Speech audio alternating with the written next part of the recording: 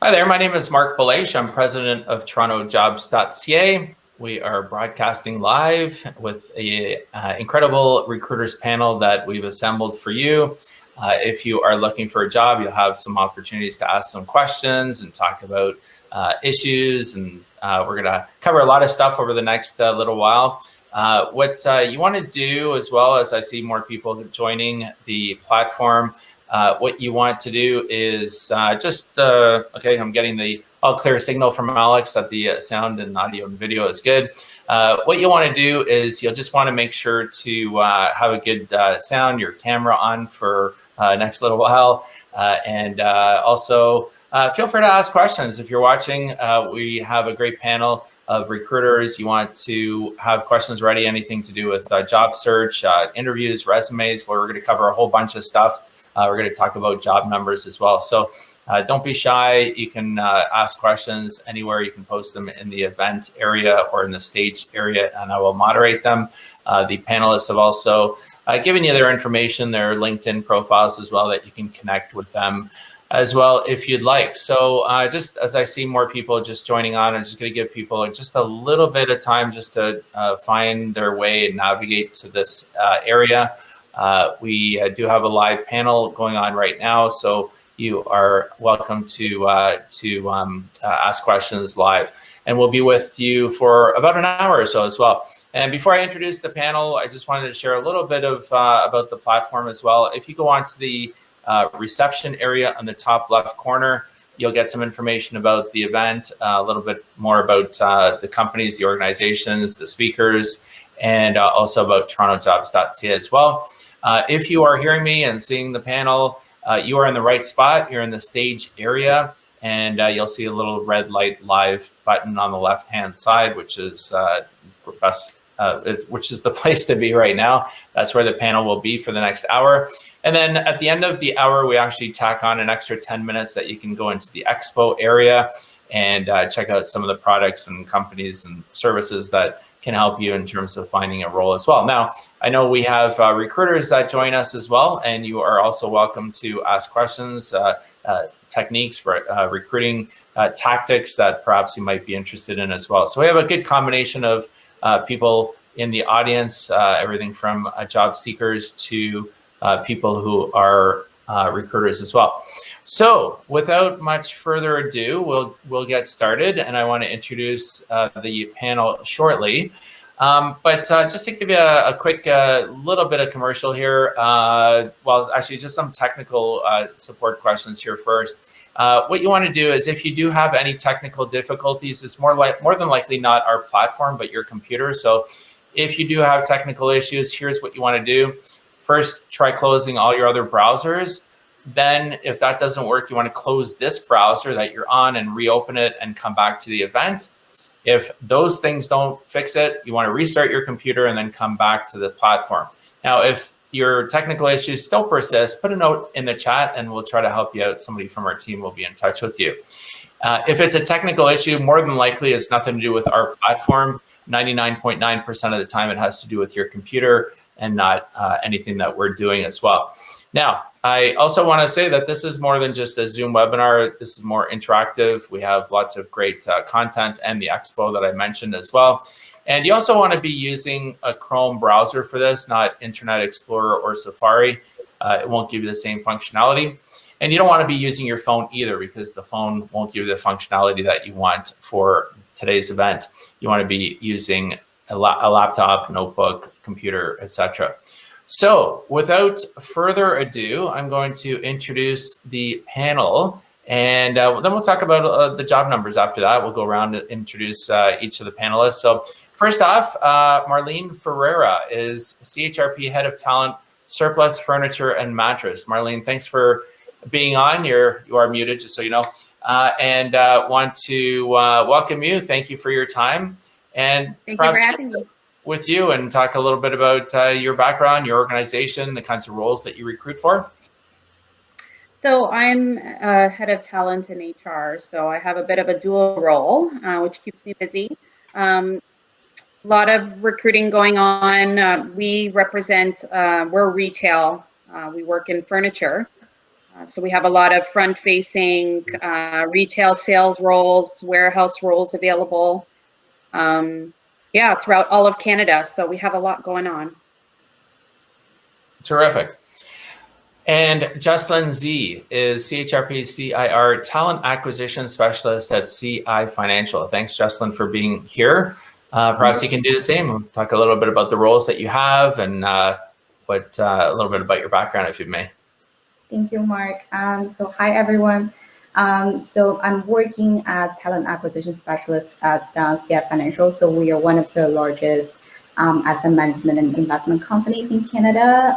So currently I'm mainly looking at the IT, including the infrastructure, and then the data analytics, application development, and also the digital marketing, those different fields. So some of the roles that we're currently looking for are basically mainly focusing on IT, for example, the data engineer, and also the RPA developer, some other software engineers that's based out of Vancouver, British Columbia. So those are some of the main roles that I'm currently working on. So if any of you are looking for those type of opportunities, feel free to connect with me on LinkedIn. So I would be very happy to share more information with you.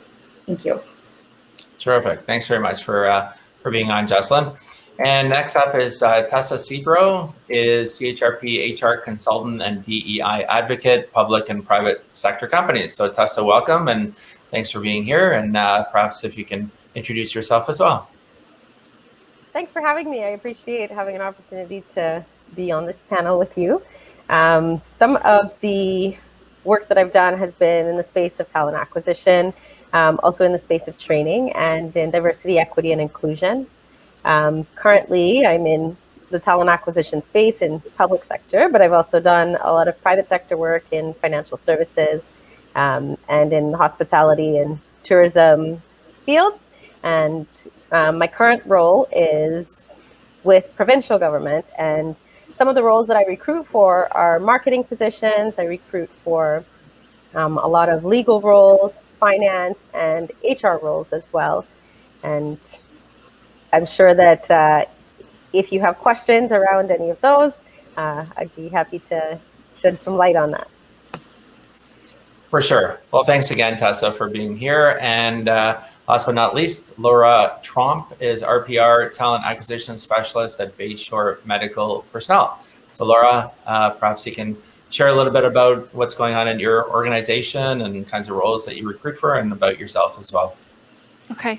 Thanks, Marc, for having me, and welcome everyone to this this event. I watched one a couple of weeks ago, and it was quite informative, even for me as a recruiter of, blah, blah, blah, years.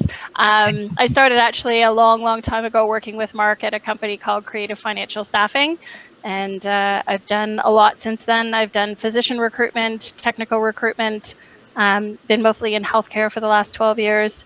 And the current role, we do civilian staffing for the Department of National Defense for healthcare, for nursing, pharmacy, and occupational therapy across the country. So super busy time with COVID. We've seen the demand for positions increase actually as a result of all of the vaccine rollouts that have to happen, and communication and uncertainty about whether or not they should go to work, not go to work, quarantine, my child is sick, what do I do? There's a lot of additional phone calls and changes that have happened. So definitely busy. I think I have 25 open positions across the country right now, primarily in nursing. So I'm really looking forward to being part of this panel and answering any questions in any of those fields. Excellent. Well, thanks, Laura.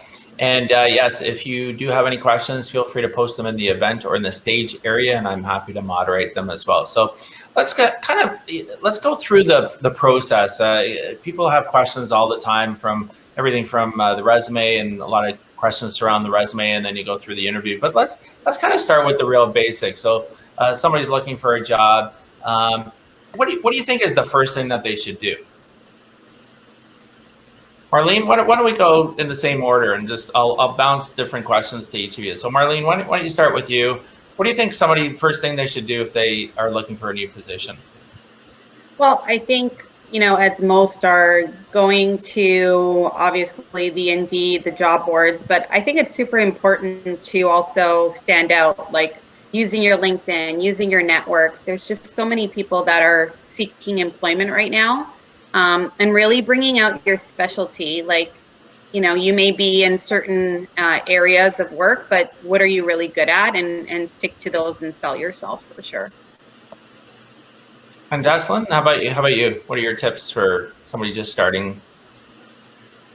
So also depends on which stage you are at. So I would definitely suggest that take a look at your strengths, and then also put down the list about what kind of opportunity that you're looking for. So if you're currently already in a specific industry or on a specific position, so what is the next step of your career that you want to take, you want to pursue. So, and then also if you're looking for if you start applying for jobs, definitely read the job description. So set up some alerts, and so that you can keep yourself updated with the new job opportunities. So, but definitely read through the job description before you actually putting your resume into the portal. So that you can have a better expectation on what sort of the roles are more suitable for you, and what if the roles are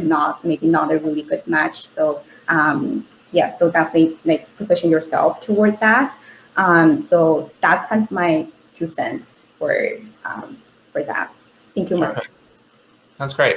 And Tessa, so say you've lost your job and you're looking for something new, and you're really doing some soul searching. Do you have any guidelines of some, what someone should do, like to kind of reflect, to get an idea as to, where their, future lies? Like any suggestions for people watching?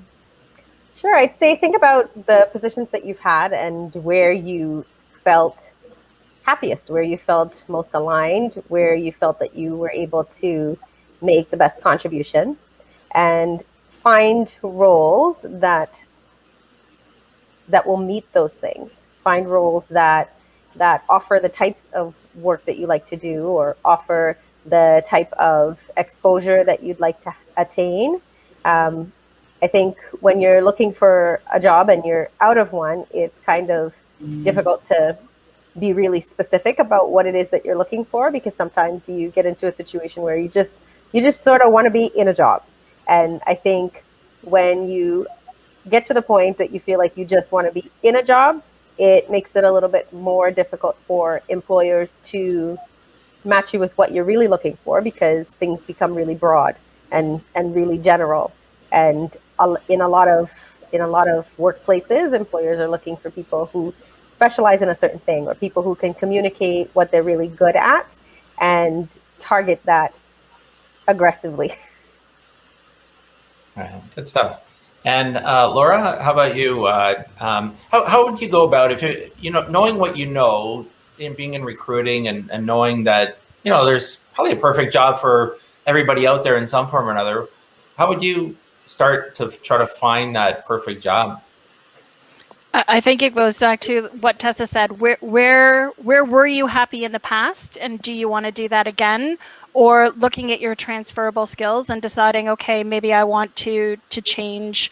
If you've been laid off, again, I agree with Tessa. It's sometimes hard to be picky. You just need to be employed, because most of us need to work to pay the bills. But since you're in that position anyway, it might offer you the opportunity to really do some work and do some research and figure out what it is that you want to do next. I agree with Jeslyn. You really need to tailor your resume. So if you've decided that you want to go into marketing, great. Then write your resume like a marketing person. Don't write it like a salesperson. Don't write it like an editor.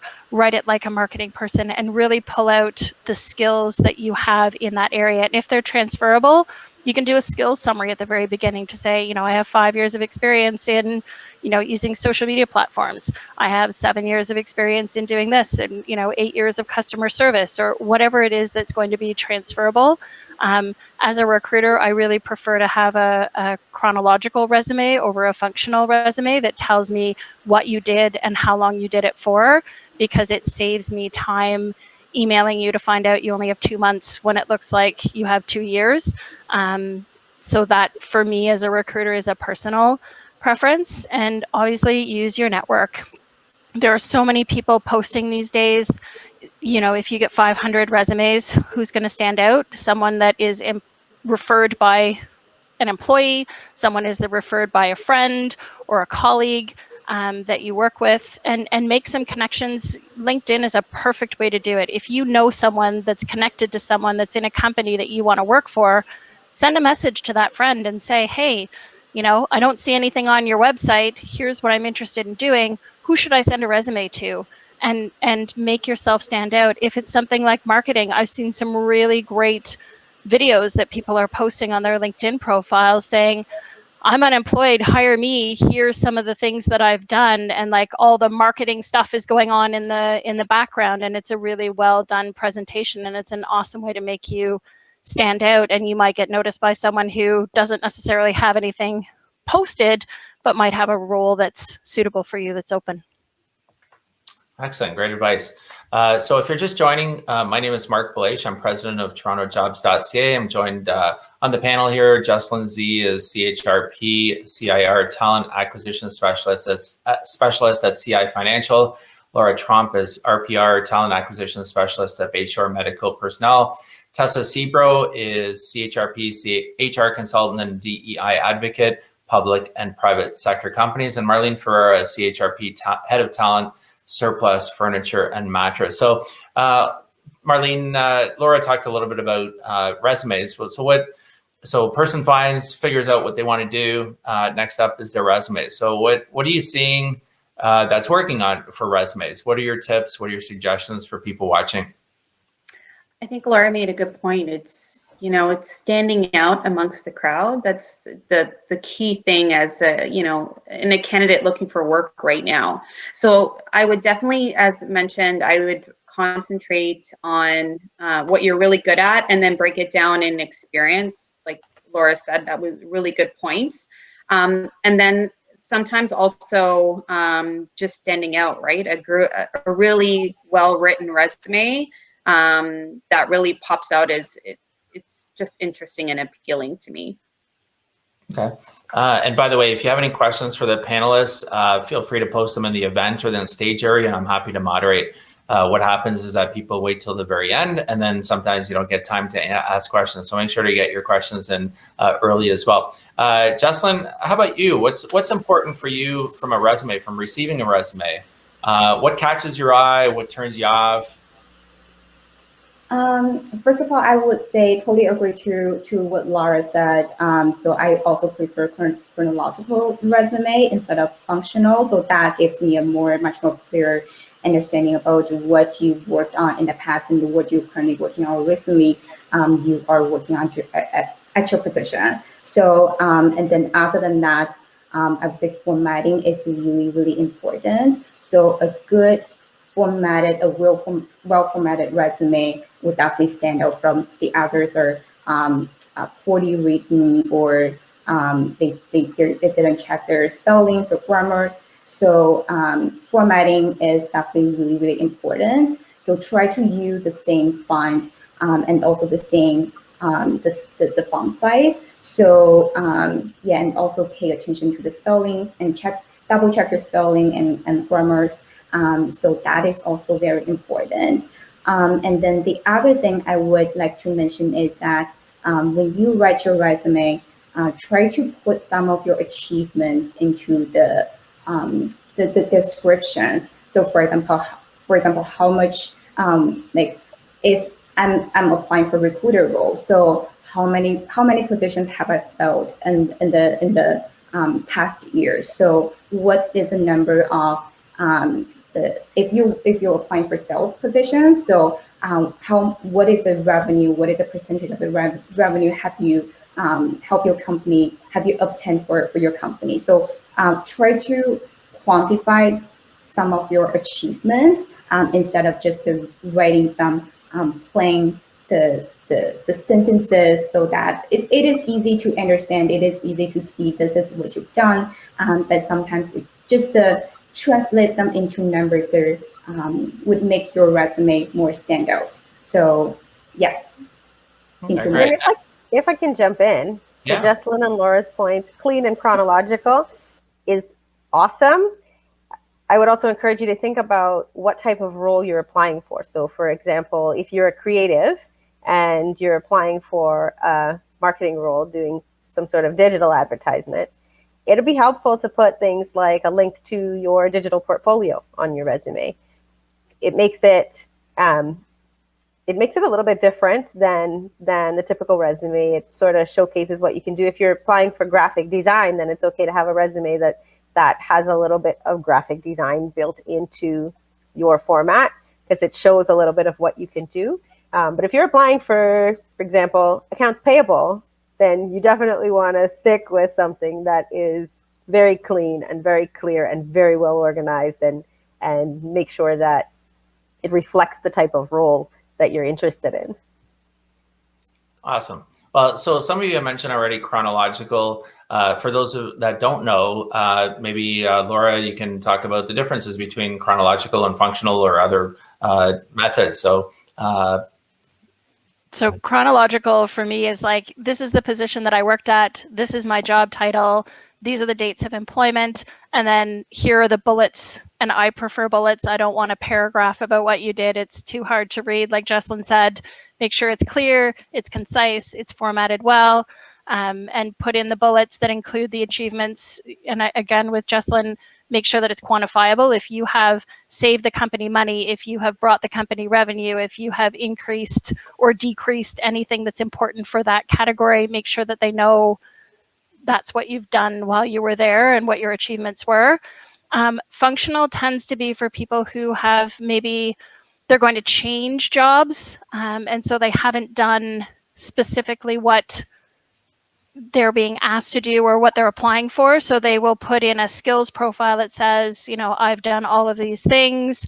And then the bottom just has, here's where I worked, here's how long I worked there, here's my title, but no information about the job duties that they had at those particular places. So it's more focused on skills than on identifying what you did at what companies. Does that make sense to everybody? Yeah. Okay. Anything to add from anybody on the panel?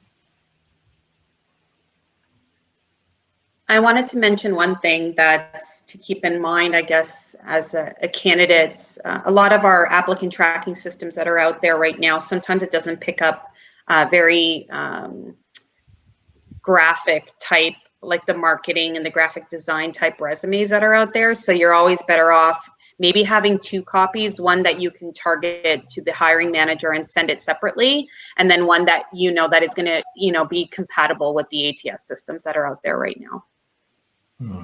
Great. Or like Tessa said, have the link that's there. So not necessarily pretty graphics, but a link to where they can click or enter that into the search bar so that they can go and look at that work that you've done. Terrific.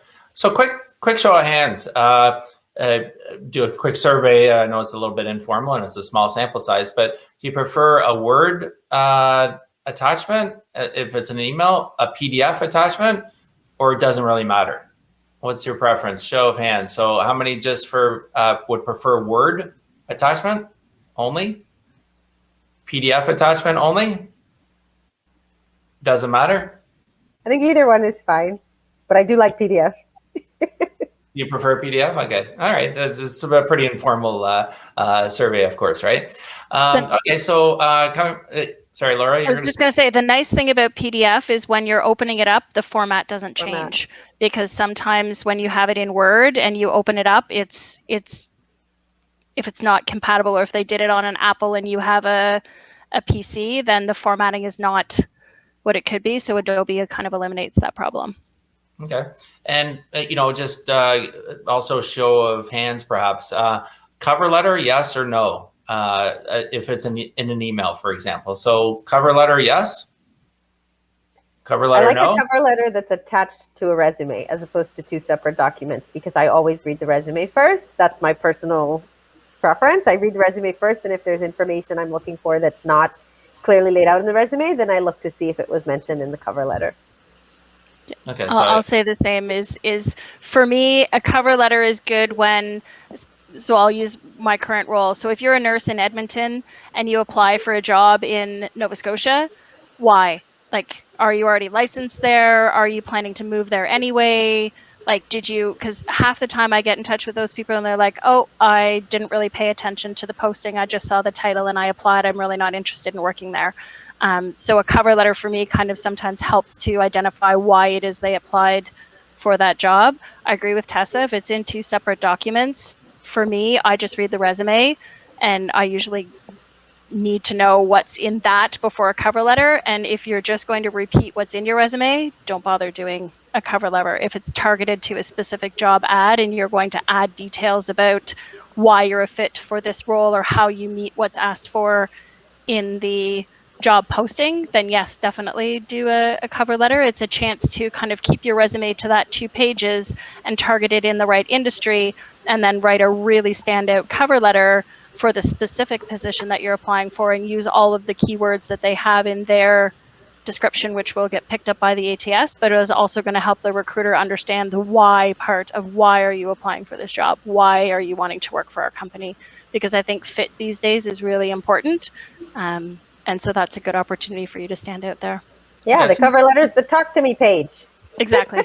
Right. So I think I'm clear with Laura that, Laura's clear that would prefer to have a cover letter. Is that right? Is that fair, Laura? Attached to a resume in one document. In one document. But only if you're not going to repeat what's already in your resume. Okay. So if you're going to write, I'm a whatever that does this, this, and this, and then I open up your resume and it says, I'm a whatever that does this, this, and this, I've just wasted time reading the cover letter that doesn't tell me anything new. So if you're going to add something that's not in your resume, or you're going to tell me specifically why you're a fit for the position that I've advertised for, yes, send me a cover letter. If you aren't really going to tell me anything that I'm not going to glean from your resume, then save me some time. Terrific. And attach it in one document.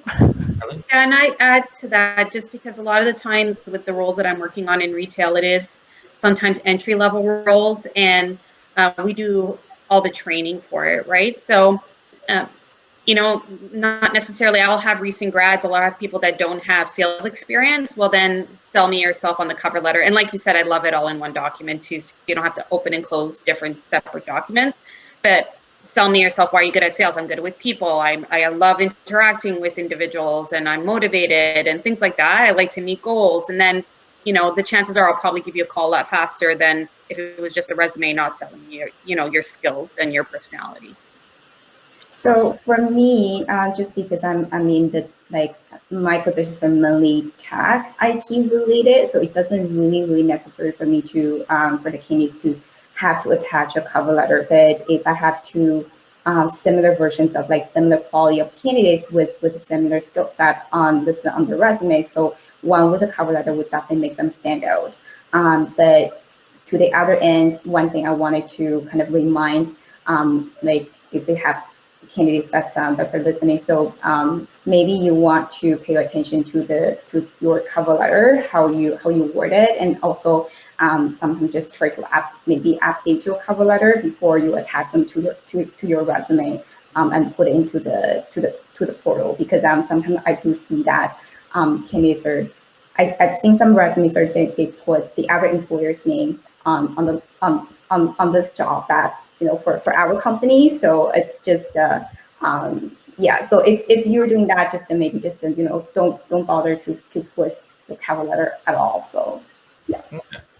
Awesome. What about a picture? So Tessa, maybe over to you. It used to be that when people would put a picture on it, they were not from Canada. And then LinkedIn and so on came around where we're much more visual. So what's your take? Picture, no picture, either, take it or leave it? I would say no picture. When you put a picture on the resume, you're giving someone an opportunity to prejudge you.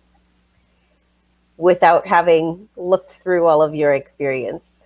And if somebody wants to see a picture, a lot of recruiters will look at your LinkedIn site, for example, to see how you are presenting yourself and how you're featuring yourself, but it's not necessary to put it on a resume. On a resume, we're looking for the data. What are you saying about yourself and your capabilities that matches this particular job that you've applied for? And we don't want to have things that would create additional bias in a process that can be biased already. Right. And so I would say no picture. Okay. And what about social media? What about, you kind of open to anybody on the panel, but do you look at somebody's social media other than LinkedIn? Do you avoid looking at their LinkedIn, Facebook, Twitter, Instagram, whatever, Snapchat? I don't always look at their social media. I think it depends on the role. If I am trying to fill a role that is sales related, for example, or a role that is public relations related, I'm definitely looking at the way that they're presenting themselves publicly. But for a typical entry-level type role, I'm not necessarily. I think regardless of whether you think a recruiter is going to look at it or not, you want to make sure that you're presenting yourself in a professional manner. I mean, if I may share a little story. Yeah, go ahead.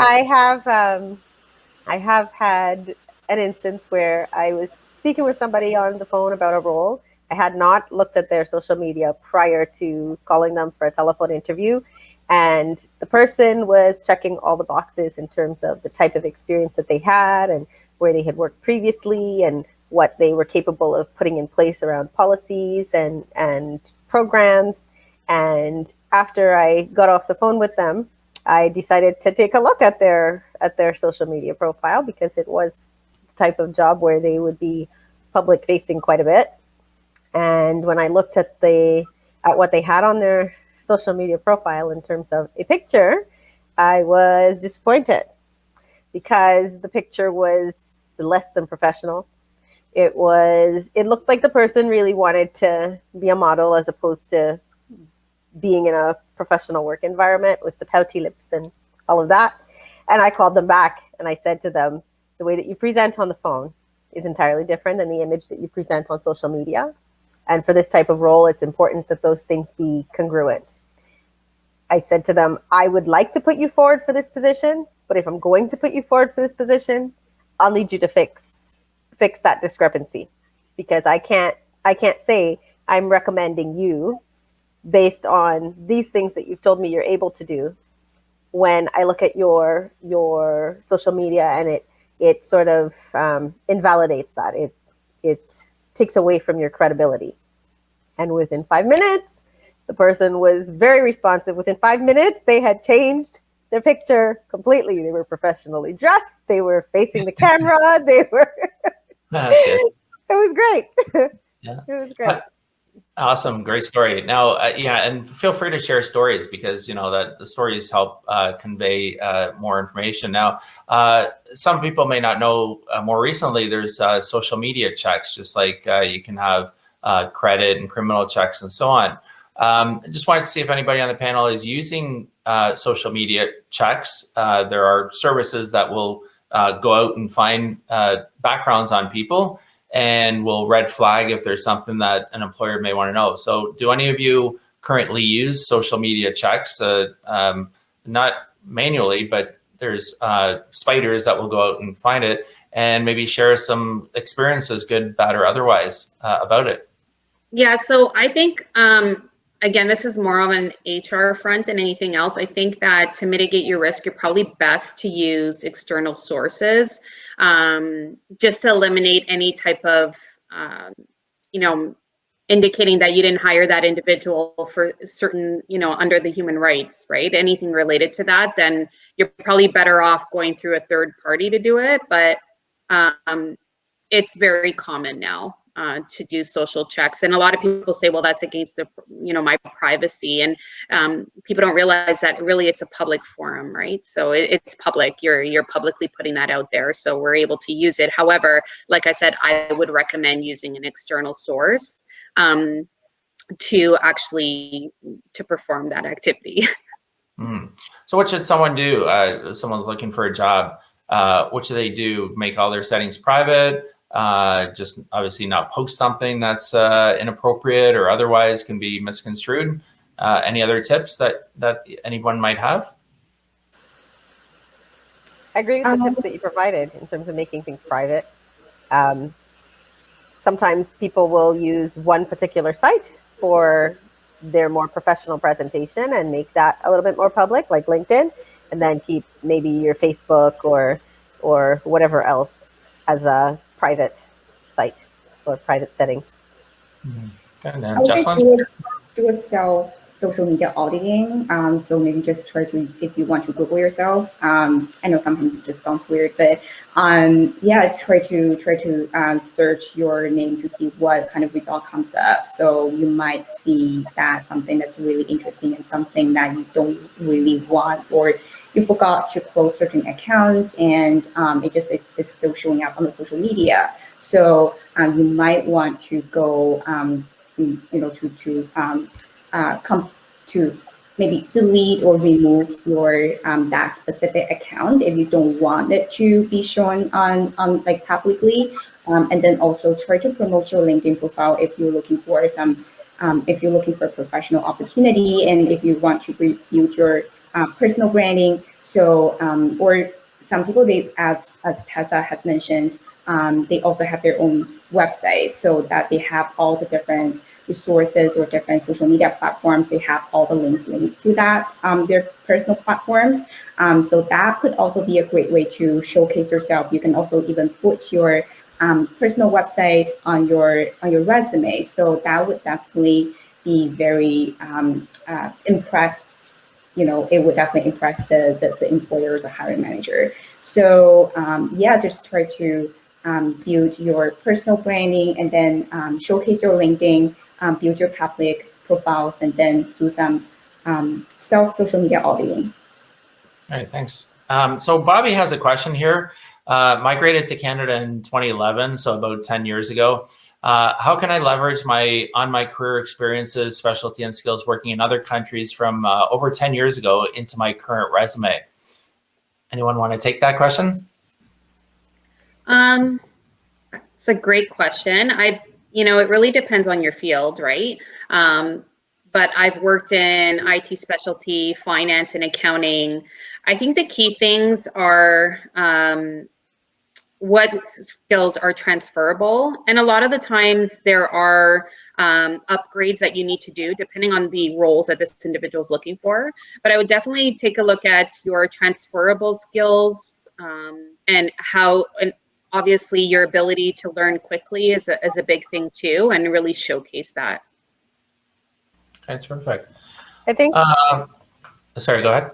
I think it would probably also be helpful if you're trying to demonstrate work that you've done in the past that's still relevant to the role that you're applying for. You could do something of a hybrid resume between a chronological one and a functional one, where you have a summary of roles that were 10 years or older, and then the ones that are more recent and relevant are the ones you list chronologically. Okay, terrific. So I want to spend a little bit of time talking job numbers, and then we're gonna get into kind of the real nuts or the meat and potatoes of the recruiting issues that are going on right now. But let's talk job numbers real quick. So over the last year, we've obviously gone from a really low unemployment rate. In fact, we had the lowest unemployment rate ever recorded in Canadian history in January, February of last year. And we went to the highest unemployment rate ever recorded in Canadian history in May. And then through the course of the year, we actually went up, job numbers were created and so on. So back last January, February, we were just over 5% as a country. In May, we were at over 13%. So really a real change. And then employment increased through the course of the year. Then December, January, we took a U-turn and we lost 250,000 odd jobs in December and January. Then in February, we regained 260,000. Then in March, we regained another 300,000 jobs, which is pretty good. But overall, we had lost 3 million jobs in March and April last year. Now, what are you seeing? I mean, we still have 1.6 million people unemployed in Canada. There's 18.5 million people working in Canada. The unemployment rate is 8.2%. Youth unemployment is 17%. What are you seeing in your roles? Are you seeing, is it easy to find candidates? Is it hard to find candidates? Is it easy to get people? What's the feel on the street, so to speak? I think we've been seeing an increase in terms of the amount of applications that we receive for different roles. I think what we've also experienced hand in hand with that, though, is some hesitancy from individuals who are employed and looking for work in moving, because they don't know how that new organization is currently dealing with the pandemic or the lockdown situation, or what to expect from that organization.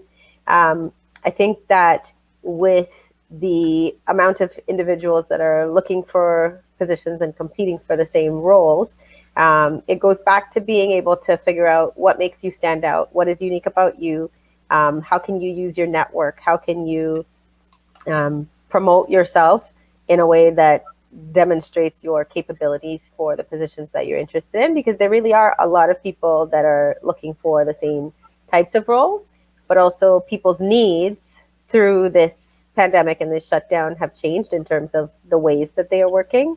There are a lot of women who are managing household duties, homeschooling duties, or e-learning support duties, plus doing work at home. And if somebody is in a situation where they're looking for work and they're still managing those duties, there may be a need for seeking out organizations that are making a lot of adjustments or accommodations around that type of work. So the market has shifted the way people are working, and also changed the type of response that we receive for applications. And those are sort of some of the trends that I've been seeing. Yeah, great. Laura or Marlene or Jeslyn? I was going to say, for me, there's a lot less nursing staff that are looking for work. They're too tired and they're too overworked. If you want to find them, you have to use platforms where you can search them out, like LinkedIn, because I'm not getting a lot of job applications right now. And if I am, it's usually from people who don't meet the qualifications that I'm asking for. I think that exactly what Tessa said, like COVID is changing a lot of things for a lot of people. And there's a lot of hospital nurses that are really tired and don't want to do that anymore. So our like Monday to Friday clinic hours are really attractive to them, but they're still scared to make that move because, you know, it's scary. You know, what I've had this job at wherever for 5 years and I know it's safe and I'm part of a union, and now I'm going to go and I'm going to do something that's going to have better hours and less stress, but you know, I don't know if I'm going to fit in there, or I don't, like, it's not a unionized environment. So there's a lot of, I guess, uncertainty and hesitancy. But that being said, again, I agree with Tessa. There are so many jobs that are open in so many different fields. And I think that for the most part, companies have had to pivot and find a way for them to embrace remote working, whereas, you know, never have that really been done before. It wasn't encouraged. And now it's like, you know what, we can do it. Maybe we can save ourselves some rent because,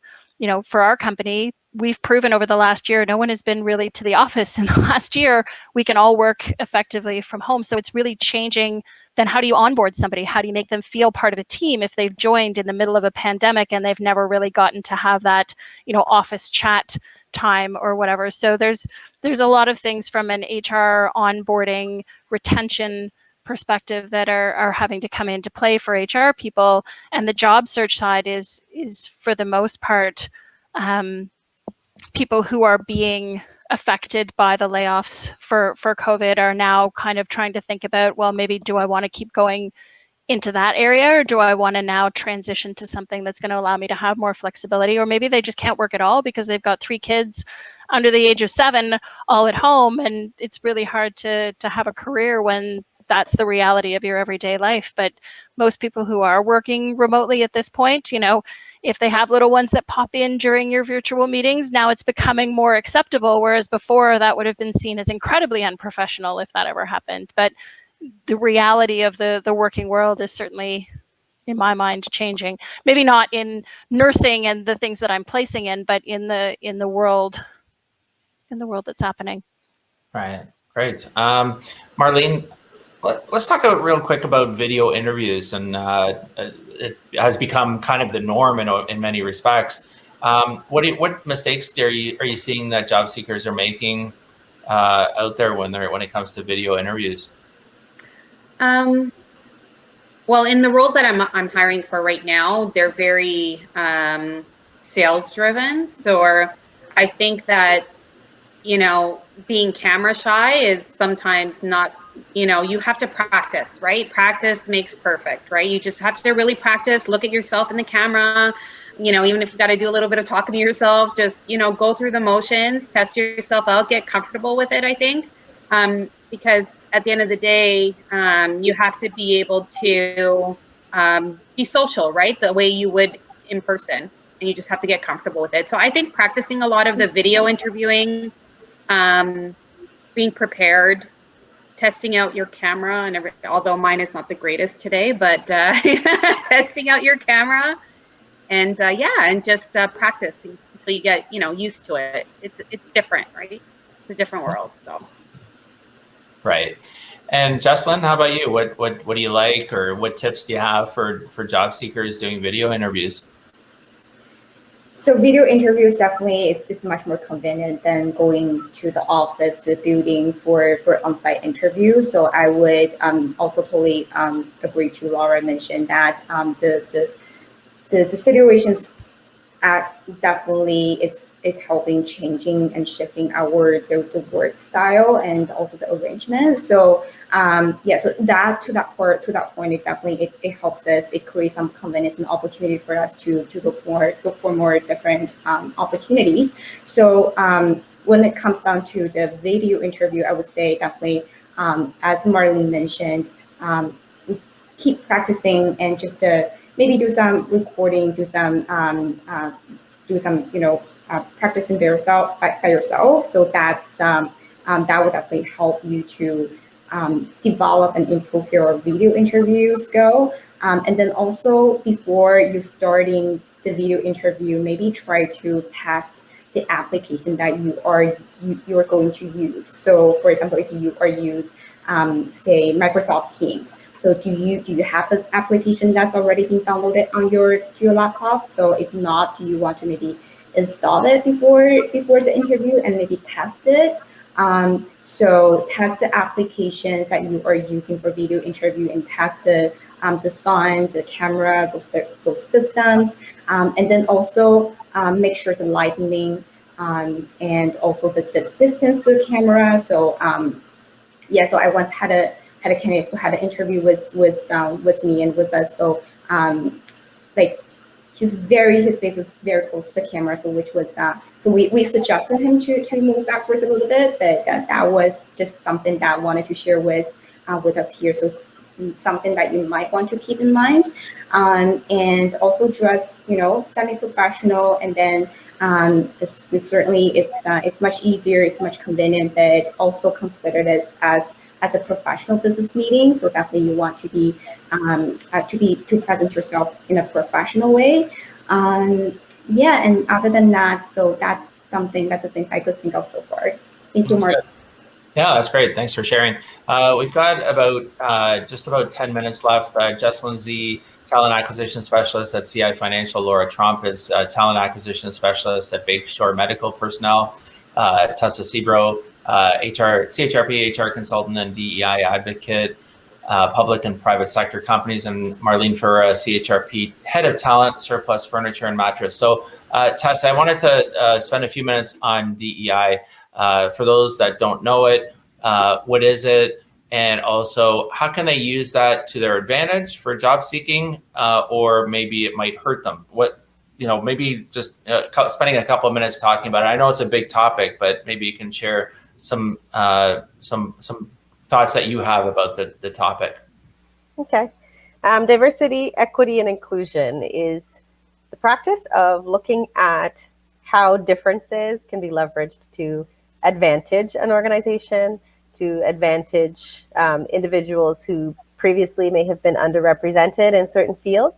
For example, engineering tends to be a very male-dominated field. Someone who is involved in diversity, equity, and inclusion seeks out individuals who may not necessarily fit the stereotypical image of what an individual would look like for a particular role. So that involves doing things like seeking out networking groups or associations that support women in fields that are historically male-dominated or that are still male-dominated. It also involves looking at people from diverse cultures and backgrounds, people who, for example, may be new to Canada but are foreign-trained professionals and can leverage their expertise here. It is something that a lot of organizations have awakened to in more recent times because of current events and things that have happened in the media. And it's something that is very important, because I feel that if you're not incorporating everybody, then you're losing out on pools of talent that you might not be able to access without going into those diverse areas. And when you're looking for a position and you are considering your experience, you want to consider not just the experience that you have here in Canada. If you're a diverse candidate, you want to consider all of your relevant experience, especially experience that is recent and experience where you've been able to make a significant contribution and have an impact, because a lot of organizations are looking for people who are able to make an impact. They're looking for people who have demonstrated expertise in particular areas, and sometimes that expertise is not always found in the stereotypical form. So, for example, you might be looking to bring in individuals who have had transit experience in areas where their transit is more developed than ours. And if you were to look only within our pool here in Canada already, you would only be looking at individuals who have done what's been done here. But if you're looking to take things further than what you've done before, sometimes you need to bring in people who've been where you'd like to go, as opposed to bringing in everybody who's going to have similar ideas and similar opinions and similar thought processes. There's lots of different ways to do things, and part of diversity, equity, and inclusion is looking at what might be different in another culture that might be misinterpreted in our culture and trying to see things from another lens. So if somebody comes from a high power distance culture, for example, and having an upfront and open and honest conversation means looking at the person eye to eye and shaking hands, then somebody comes in to speak to you and they look down a lot or they avoid eye contact. It might just be that that's their way of showing respect, as opposed to that they're hiding something from you. And being aware that there are differences in the way that people communicate in different scenarios and in different countries and is helpful in moving that experience forward. It sort of enables you to create an open space where people can feel valued and welcomed for their differences, as opposed to alienated and disenfranchised for their differences. And that's really what DEI is about. Great answer. That's well done. That was well said. So we just have a few minutes left here. I want to, for the average person who doesn't know what a recruiter does and what their day's like and all that, what's your biggest challenge as a recruiter? What would someone not know? Marlene? Marlene's ready. Marlene's ready. What do people not know about recruiters? I think you know, a recruiter, the way I can best describe it is it never ends. It just really never ends. Our day never ends. Although we try to control and balance our work-life balance, but I find that as a recruiter, I mean, now I'm a little bit more in the HR field, but you know, recruiting just doesn't end. It just doesn't end. You're always, you know, on the hunt. You're always building the relationships. It's just especially with talent acquisition, just continuing and building relationships. You're always networking. You're always trying to find the needle in the haystack nowadays. And what that means is basically, you know, we have a set of skills, and it's so hard to find those set of skills. You know, you definitely have to be, you have to be a multitasker for sure. So you have to be able to, you know, multitask, you know, all the roles you have on the go, but yet still have the courtesy and building those relationships with the candidates in order, you know, to get referrals from those people and so forth. So, and then you still have to build, you know, relationships with your managers and, you know, the people that you're presenting these people to. And yeah, it's a lot to balance. It really is. But I think the key skills is we're really good at multitasking, I think, which a lot of people don't realize. We handle a lot. We do a lot in a short amount of time. That's true. Awesome. Who wants to promote any open jobs that you have? You're all looking for staff. Want to throw out how to apply? Anyone want to promote some of the open jobs that you have and how to get in touch with you? Here's your chance. So I currently, if any one of you are looking for any tech or IT related opportunities, or is like specifically if you are looking for data engineer, the BI analyst, those sort of positions, so definitely connect with me. So I currently have some data engineer opportunities available, and also some the technical support, business systems analysts, and also some developers, the full stack developers. So feel free to check on my LinkedIn profile, so you can see that I have several postings listed on my profile. So feel free to check on those, and then message me if you're interested in any of them. Thank you, Mark. Terrific. Anyone else? Yeah, Laura.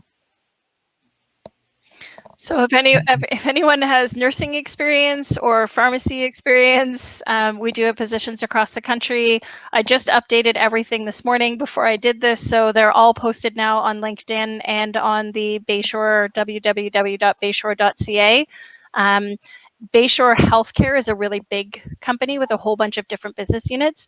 So Bayshore Medical Personnel, there's, you know, the Bayshore Therapy and Rehab, there's Bayshore Healthcare, Home Care, like all of those ones will be found on bayshore.ca. So the ones that I have, I've posted specifically on LinkedIn, and those will be to support the Canadian Forces in their, like they all have their own pharmacies and like a primary healthcare, kind of like a walk-in clinic services on the base. So that's where our nurses will work. So you would be a Bayshore employee on contract to the Department of National Defense. And it's a really great, like most of our nurses say, like, this is not anything like they've done in a hospital. It's a really nice environment where you're not trying to do more with less and constantly working understaffed. And, you know, there's very clear standard operating procedures and direction and whatnot. So it's a really nice change if anyone's looking for that, or you can reach out and connect with me on LinkedIn and we can talk about options that way. I think my email is also provided in the thing. So it's Tromp, TROMP @bayshore.ca. You can send me an email as well. Terrific. Well, thanks to all of you for being on. Thanks to everybody who's been on the at today's event. The Canadian Virtual Recruiters Panel is presented by TorontoJobs.ca and powered by Event Logic with a K.ca. Again, my name is Marc Belaiche, president of TorontoJobs.ca. Jeslyn Z, CHRP, CIR, talent acquisition specialist at CI Financial. Laura Tromp, RPR, talent acquisition specialist at Bayshore Medical Personnel. Tessa Sebro, CHRP, HR consultant and DEI advocate, public and private sector companies, and Marlene Ferreira, CHRP, head of talent, surplus furniture and mattress. How did you like the event? Let us know We'll be sending you a survey within the next 24 hours to complete. Let us know what you liked, what you didn't like, how we can be better for next time. I want to thank, again, the panel and also the team behind the scenes. There's a lot of people involved: Alex, Rachel, Sandra, Carla, Sarah, and more.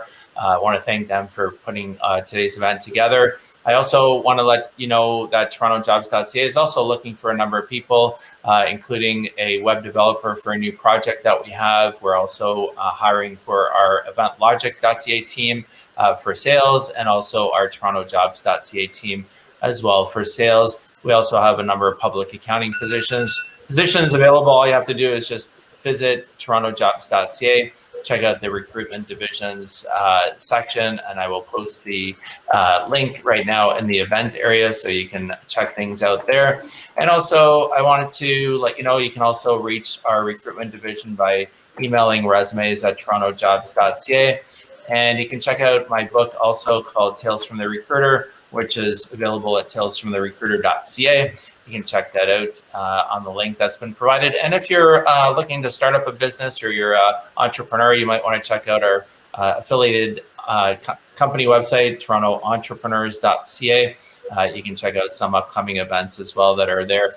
And by the way, we do have some great upcoming events virtually. We have the Canadian Virtual Career Fair that happens this Wednesday, April 28th from 2 to 4 p.m. Eastern Time. We also have the How to Grow Your Career in Public Accounting event happening this Wednesday also, April 28th from 6 to 7 p.m. Eastern Time. And then the Canadian Virtual Sales Management Conference happens on Wednesday, May 5th. I'm just putting them into the event area as well, so you can check that out. And if you are a student, you might want to check out our Student Career Conference that happens on Wednesday, May 12th as well. And Arlene, thanks for your message here as well. You can also follow TorontoJobs.ca on a number of different links on social media. I'm just posting them in here. We're on Facebook, Twitter, LinkedIn, and Instagram.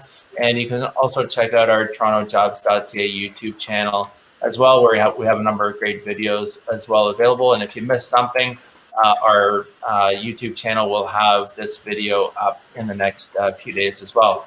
And I'm putting it up there. You can subscribe to our channel as well. We have over 200 videos on there on everything from job search to interviewing and so on. And you can also connect with me on LinkedIn. I'm just putting in providing my LinkedIn address as well. And we do tack on an extra 10 minutes at the end of this event, so you can still have some time to check out the expo area.